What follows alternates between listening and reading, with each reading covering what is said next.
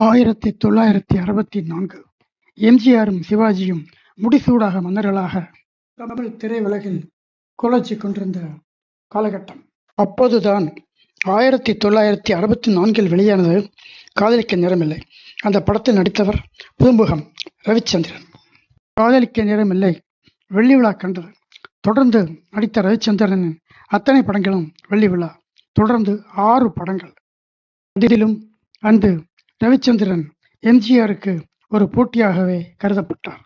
இருந்தாலும் 1965 வெளியான எம்ஜிஆரின் எங்க வீட்டு பிள்ளையும் சிவாஜியின் திருவிளையாடலும் அவர்களின் உச்ச நிலையை தக்க வைத்துக் கொள்ள பெரிதும் உதவின. இருந்தாலும் நான், மூன்றெழுத்து, அதே கண்கள் என்று தொடர்ந்து வெள்ளி விழா படங்களை கொடுத்த ரவிச்சந்திரனால் அந்த இடத்தை தக்க வைத்துக் கொள்ள முடியவில்லை என்பதுதான் பெரிய சோகம்.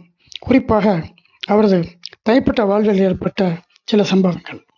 நடிகை ஷீலாவுடன் ஏற்பட்ட காதல் திருமணம் அவரது வாழ்க்கையே புரட்டி போட்டது.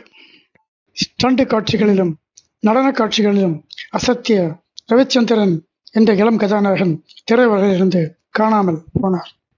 பல வெற்றிகளை குவித்த அந்த இளம் கதாநாயகன் தன் வயதான காலத்தில் மீண்டும் அப்பா வேடங்களில் நடித்தார்.